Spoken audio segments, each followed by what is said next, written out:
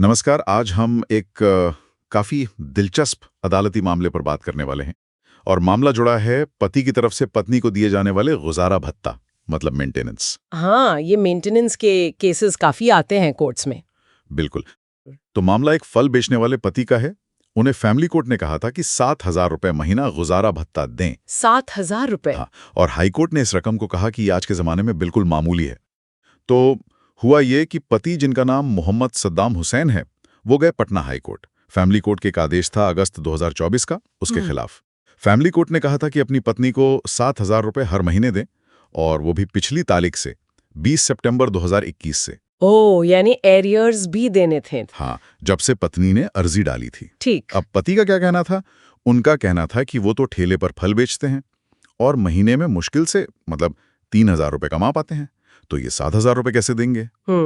और उन्होंने ये भी कहा कि देखिए, मैं तो पत्नी को पूरे मान सम्मान से घर पर रखने को तैयार था, वो खुद ही बिना किसी ठीक ठाक वजह के मेरे साथ नहीं रहना चाहती। अच्छा, देखिए, ये एक अहम पॉइंट है पति के नजरिए से। उनका तर्क था CRPC की धारा 125 पर। अच्छा। इस धारा में पत्नियों और कुछ और आश्रितों को गुजारा भत्ता मांगने का हक है, लेकिन कुछ शर्तें हैं।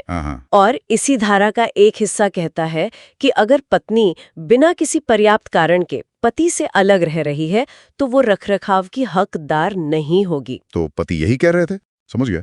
तो ये तो हुई पति की बात। अब दूसरी तरफ पत्नी के वकील ने क्या कहा? जाहिर है उन्होंने कुछ और कहा होगा। बिल्कुल। पत्नी के वकील का दावा था कि पति फल बेचकर महीने का 20,000 से 25,000 रुपए कमाते हैं, और उन्होंने ये भी कहा कि आजकल फल बेचना काफी मुनाफे वाला काम है। उनका तर्क था कि जो निचली अदालत थी, फैमिली कोर्ट, उसने भी पति की आय करीब 20,000 महीना मानकर ही ये 7,000 रुपए तय किए थे, तो ये कोई बहुत ज्यादा रकम नहीं है। ओह, तो मतलब आय को लेकर इतना बड़ा फर्क था दोनों के दावों में? एक तरफ 3,000, दूसरी तरफ 25,000 तक। हाँ।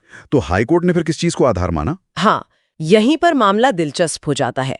जस्टिस बिबेक चौधरी की बेंच ने इस आय वाले सवाल पर ध्यान दिया और हाई कोर्ट ने एक बहुत ही महत्वपूर्ण सिद्धांत दोहराया। क्या? उन्होंने कहा कि रखरखाव तय करते समय सिर्फ पति की बताई गई कमाई यानी एक्चुअल इनकम ही काफी नहीं है, उससे भी ज्यादा जरूरी है पति की कमाने की क्षमता, कैपेसिटी टू अर्न। कमाने की क्षमता मतलब पोटेंशियल? बिल्कुल। असल में वो कितना कमा सकता है, ये सिद्धांत अक्सर इस्तेमाल होता है, खासकर जब आय का कोई पक्का सबूत ना हो, जैसे इस केस में। अच्छा, तो ये तो बहुत बड़ा पॉइंट है। मतलब अदालतें सिर्फ कागज पर लिखी आय नहीं देख रही, बल्कि असल में कमाने की काबिलियत देख रही हैं।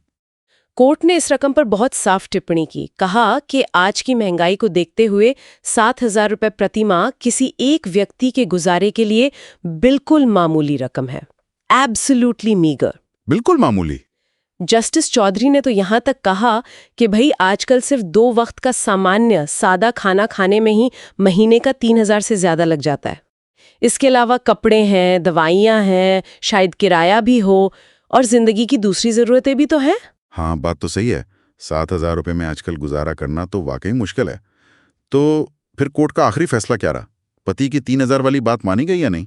नहीं, कोर्ट ने पति की दलील को नहीं माना, उसे खारिज कर दिया। अच्छा। कोर्ट ने पाया कि याचिकाकर्ता यानी पति एक हष्ट-पुष्ट व्यक्ति है, एबल बॉडीड है और फल बेचकर अपनी रोजी रोटी कमा रहा है। तो कोर्ट का मानना था कि वो फैमिली कोर्ट द्वारा तय की गई 7,000 रुपए की राशि देने में सक्षम है। सिर्फ ये कह देना कि मेरी कमाई कम है, ये काफी नहीं था। कोर्ट ने क्षमता देखी। समझ गया। इसी आधार पर पति की याचिका खारिज हो गई और फैमिली कोर्ट का आदेश वैसा का वैसा रहा।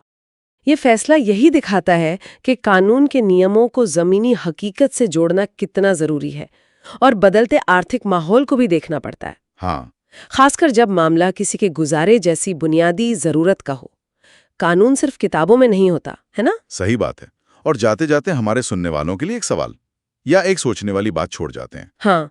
ये जो कमाने की क्षमता वाली बात है, इसका अंदाजा लगाना कितना आसान या मुश्किल होता होगा, खासकर उन लोगों के लिए जो असंगठित क्षेत्र में हैं, जहां आय फिक्स नहीं होती, कोई रिकॉर्ड नहीं होता। ये बहुत अच्छा सवाल है। इस पर सोचने से शायद हमें ऐसे मामलों की जो जटिलता है वो और बेहतर समझ आएगी। जरूर, सोचने वाली बात है ये।